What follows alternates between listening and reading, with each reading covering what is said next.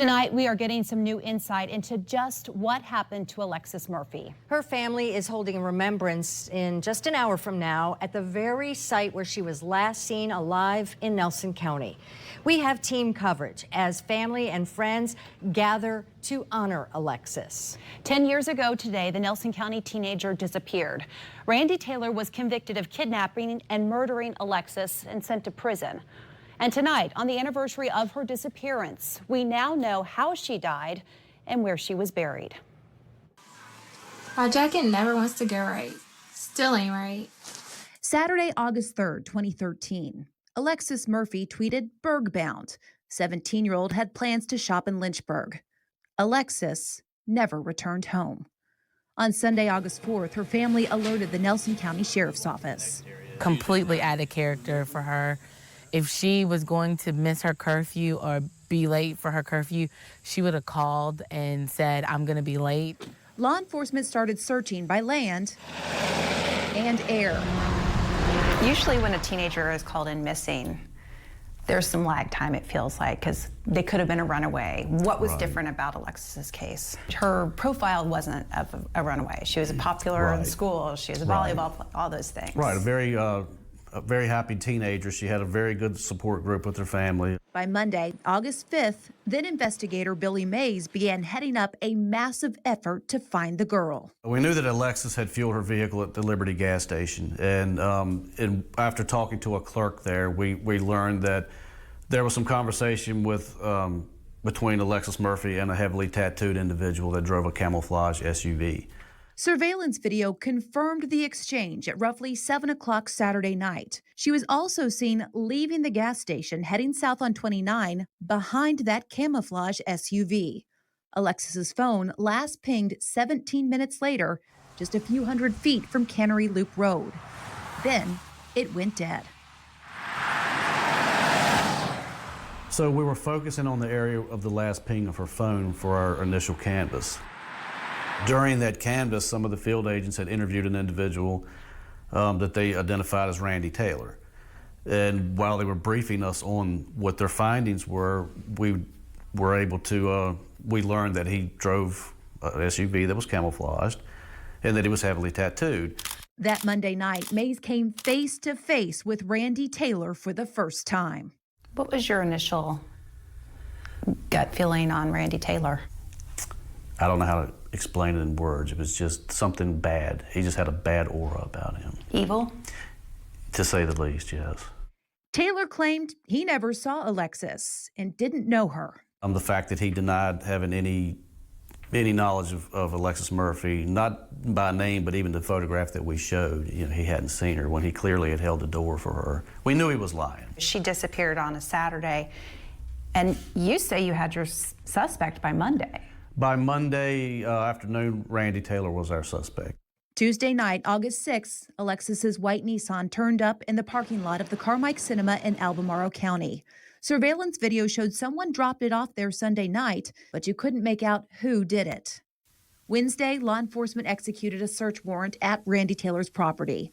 They found a fingernail embedded in the carpet of the camper, a stud earring, and a hair. What did that evidence tell you about the scene? About what had happened there? Just based on my experience, an earring can fall out of your ear. That's not uncommon. But the fingernail that was torn, that was concerning to me. To me, it just indicates that something violent took place. DNA analysis confirmed the hair, fingernails, and earring belonged to Alexis Murphy. So we went back on Sunday to interview him again with all of the intentions at this point of arresting him for the abduction. What Mays found inside the camper this time, another piece to the puzzle. Balled up under the couch, the shirt Taylor was wearing the day Alexis disappeared. Wrapped up in the shirt was her eyelashes, press-on eyelashes, and I'm not talking about a hair. I'm talking about hair extensions that are weaved into your hair. Gobs of it was wrapped up and rolled into his shirt. Were you surprised how much evidence was found in the camper days later? Yeah. And why do you think all that evidence was still there? The fact that they were there, I think, goes back to the fact that he's a sexual sadist. I mean, people like that liked to keep a souvenir of some sort, and I really don't think he had any intentions of getting rid of any of that. On Wednesday, August 14th, 11 days after Alexis disappeared, they got another major break using cell phone dogs from the Department of Corrections. They're trained to sniff out the glue that's used in cell phones. An hour into the search, Mays got the news. And there's a white Apple iPhone 70, 80 feet, something like that, from the front door of his camper. It made the hair stand up on my neck. It was just, I couldn't believe it. In the weeks and months that followed, Mays and his team continued to search for Alexis's body to no avail. I wanted the body for closure for the family, really, but I wanted to charge him with murder as well. To do that without a body is very difficult to do. Hey, I know I got a gag order, but I'm trying to talk to you if y'all want to come to the jail. In January, then Commonwealth's attorney Anthony Martin decided to move forward with a murder charge, even without her remains.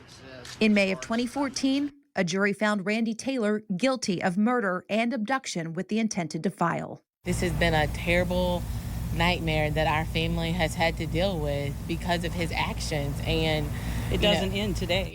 The judge handed down 2 life sentences. Do you feel like the world's safer?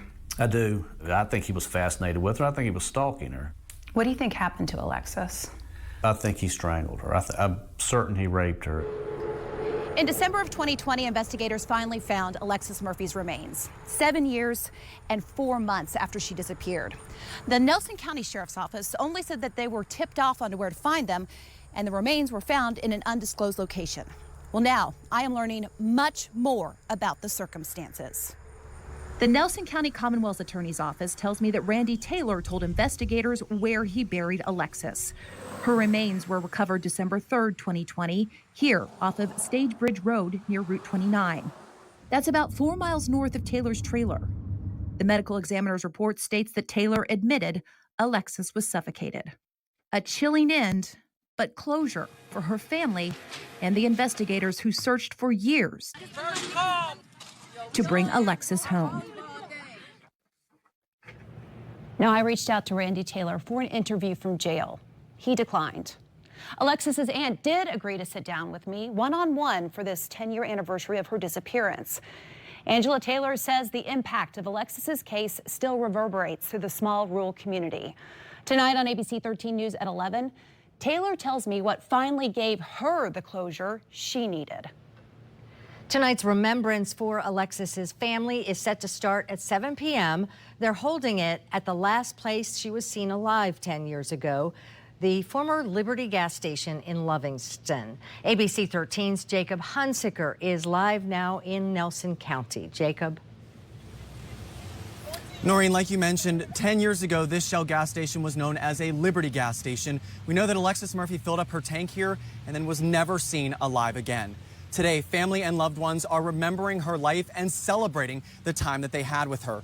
Even a decade since her disappearance, her family says the Nelson County community still shows their love for them and for Alexis. A few days before this event, Danner had a chance to speak with Alexis's aunt about the support they feel.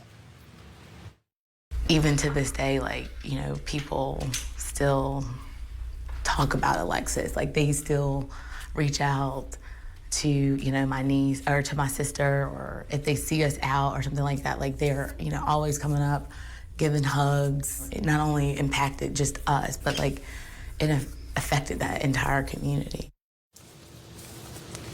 That full interview will air tonight on ABC 13 News at 11. Again, that celebration of life is expected to begin within the next 50 minutes or so, right here at 7 o'clock. We'll continue to bring you live coverage as we speak with family and loved ones and remember the life of Alexis. Live in Nelson County tonight, Jacob Hunsicker, ABC 13 News. And for more coverage on the Alexis Murphy disappearance case and to find these stories again, you can go to our website. Just head over to WSET.com and search Alexis Murphy. Thanks for watching the ABC 13 YouTube channel. If you'd like to get more videos and live coverage and local stories, click to subscribe and download our ABC 13 News app.